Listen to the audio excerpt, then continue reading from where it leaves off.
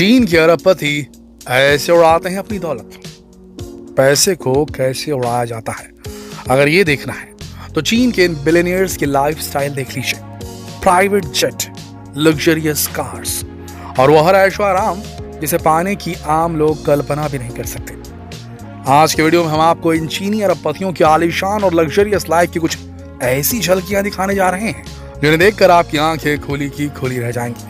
आप सोचेंगे कि भाई काश हमारे भी इनके जैसे ठाठ होते तो क्या ही बात होती। तो चलिए देखते हैं अमीरों की अमीरी की कुछ झलकियां, बने रही वीडियो के अंत तक। दोस्तों, चीन का बीजिंग शहर दुनिया के सबसे बड़े और अमीर शहरों में गिना जाता है। चीन के सबसे अमीर लोग इसी शहर में रहते हैं।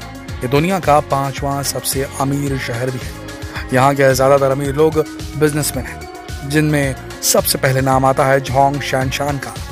ये चीन के नहीं बल्कि एशिया के सबसे अमीर शख्स हैं, जिनकी नेटवर्थ 70.9 बिलियन डॉलर है। ये नोंगफू स्प्रिंग बेवरेज कंपनी और बीजिंग वॉनताई बायोलॉजिकल फार्मेसी एंटरप्राइज के ओनर हैं। इन्हीं दोनों कंपनियों की वजह से आज ये चीन के सबसे अमीर व्यक्ति हैं। लेकिन इतनी दौलत होने के बावजूद भी इनका स्टाइल सबसे अलग है। ये दूसरे अमीरों की तरह खुद को लाइमलाइट में रखना पसंद नहीं करते।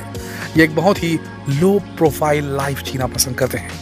इनके इसी नेचर की वजह से इन्हें चीन की मीडिया द्वारा लोनली वुल्फ का टाइटल भी दिया गया है। इन्होंने जीहू जिले हांगजो में एक अपार्टमेंट खरीदा है और वो यहीं रहते हैं। नोंगफू स्प्रिंग का हेड ऑफिस भी जीहू जिले में स्थित है, जो शहर के सुंदर पश्चिमी झील के निकट एक बहुत ही प्राइम लोकेशन पर मौजूद है। वैसे तो इनकी प्राइवेट लाइफ के बारे में कोई ज्यादा नहीं जानता, लेकिन इनके पास कई प्राइवेट जेट्स हैं जो कि अक्सर चीन के आकाश में उड़ान भरते देखे जाते हैं। इसके अलावा इनके पास लग्जरियस कार्स का बेड़ा भी है और एक शानदार लाइफस्टाइल जीते हैं। हाँ, बस ये अपनी जिंदगी को लोगों की नजरों से छुपा कर रखते हैं और इनकी यही बात इन्हें सबसे खास और अलग बनाती है। अब बात करते हैं दुनिया भर के फेवरेट ऐप टिकटॉक के बारे में। जी हाँ, भारत में बैन हो गया, लेकिन दुनिया को अभी पसंद आ रहा है। हाँ, हम जानते हैं कि हमारे देश में टिकटॉक पूरी तरीके से बैन हो चुका है, लेकिन एक समय था जब हमारे देश के युवा भी टिकटॉक के दीवाने हुआ करते थे। लेकिन भारत में बैन होने के बाद भी इसकी लोकप्रियता में कोई कमी नहीं आई है। आज इस कंपनी के फाउंडर झांग यिमिंग की गिनती दुनिया के सबसे अमीर लोगों में होती है। 50 बिलियन डॉलर की नेटवर्थ के साथ झांग यिमिंग एक बहुत ही लाविश लाइफस्टाइल जीते हैं। वो बीजिंग के सबसे प्राइम लोकेशन पर अपने बड़े से आलीशान पेंट हाउस में रहते हैं, जहां से पूरे बीजिंग का सबसे शानदार नजारा देखने को मिलता है। इसके अलावा उनके पास एक से बढ़कर एक शानदार और लग्जरियस गाड़ियों का बेड़ा है। इसके बाद तीसरे नंबर पर है इंटरनेट की दुनिया के बेताज बादशाह मा हुआतिंग, जो कि एशिया की सबसे वैल्यूएबल कंपनियों में से एक टेंसेंट के चेयरमैन है। पबजी बनाने वाली टेंसेंट। इनकी नेटवर्थ 33.2 बिलियन डॉलर है। मां ने 2009 में 8,000 स्क्वायर फुट का एक बड़ा सा मेंशन खरीदा था। उस वक्त उसकी कीमत 61 मिलियन डॉलर थी, जो कि अब 250 मिलियन डॉलर के आसपास पहुंच चुकी है। उनके पास फरारी, मर्सिडीज जैसी कई शानदार कारें हैं और हांगकांग में उनके पास 150 मिलियन डॉलर की प्रॉपर्टी के साथ कई महंगे आर्ट पीसेस भी हैं। इसके साथ इन्होंने हांगकांग में 1820 स्क्वायर फीट का एक शानदार विला भी बनवाया हुआ है। लेकिन माँ भी अपनी लाइफ को सबसे छुपा कर रखना ही पसंद करते हैं, इसलिए आज भी लोगों को उनकी लाइफस्टाइल के बारे में ज्यादा कुछ पता नहीं है। चीन के अरबपतियों में एक नाम ह्यूआन यांग और उनके परिवार का भी आता है। इनकी कुल संपत्ति 33.1 बिलियन डॉलर है। इन्हें एशिया की सबसे अमीर महिला भी कहा जाता है। वो property development company country garden में शेयर होल्डर है। दोस्तों, बीजिंग चीन का एक कल्चरल सेंटर भी है और ये पूरी दुनिया के सेलिब्रिटीज के बीच में काफी पॉपुलर भी है। आपको यहाँ की सड़कों पर अक्सर बड़े बड़े सेलिब्रिटीज घूमते नजर आ सकते हैं और कई बड़े बड़े सेलिब्रिटीज ने यहाँ पर प्रॉपर्टी में इन्वेस्ट भी किया हुआ है। इनमें से एक हैं ना यिंग, जो कि चाइनीज सिंगर हैं। इन्होंने 1995 से 2006 के बीच बीजिंग में लगभग 5 अलग अलग लोकेशंस पर आलीशान मकान खरीदे हैं, जिनमें से कुछ ग्रीनलैंड गार्डन और डायनेस्टी गार्डन जैसी प्राइम लोकेशंस पर मौजूद हैं। वो अक्सर बीजिंग के आसपास विभिन्न ब्रांड्स के फ्लैगशिप स्टोर्स में दिखाई देती हैं। उनके अलावा विकी झाओ वुई, जो कि एक चाइनीज एक्ट्रेस है, बिजनेस वुमन है, फिल्म डायरेक्टर है, प्रोड्यूसर है और एक पॉप सिंगर है।